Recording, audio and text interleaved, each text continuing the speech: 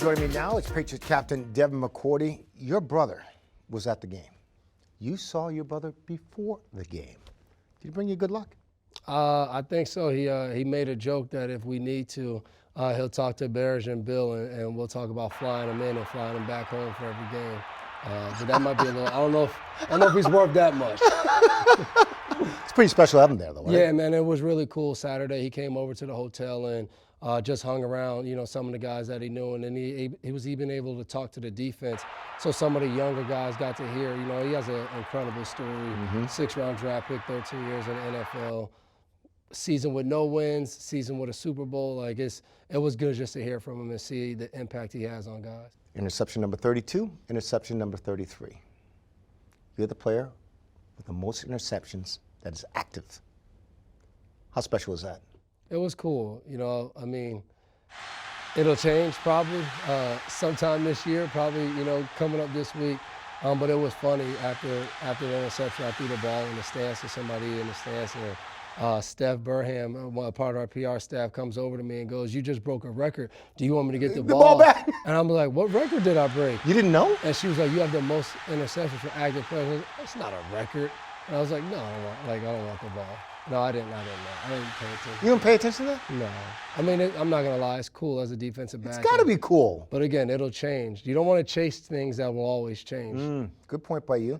All right, let me ask you this. When you throw the ball in the stands, you get fined for that?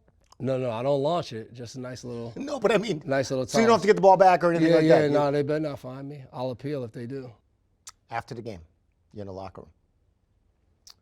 You douse Bill Belichick with water. It takes a lot of guts to do something like that, right? Man, that's all I keep hearing. I'm going to get in trouble? I looked at it this way. Obviously I would say over my time here, Bill's accomplished a lot of great things. And I would say most of the time, it's not a big deal. This was a big deal. 2 all-time, I don't know, let's say worst case scenario, he gets angry and he cuts me.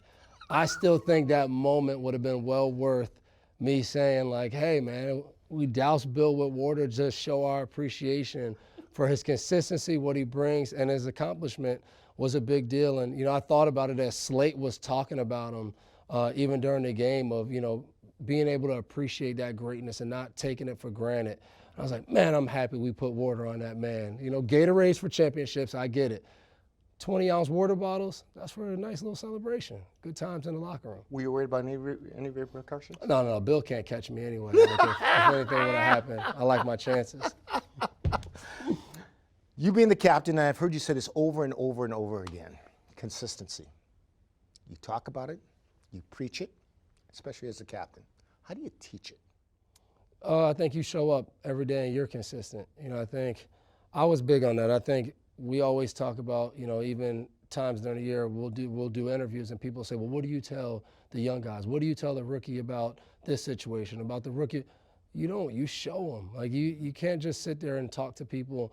I think our guys that have been here, guys that are veteran players, how do you show young guys how to be consistent? You do it day in and day out. You challenge everyone to practice at the same tempo, to prepare at the same way you do. And then at different times this year, I'm going to ask guys to prepare more than you've done up until this point, taking the next step up.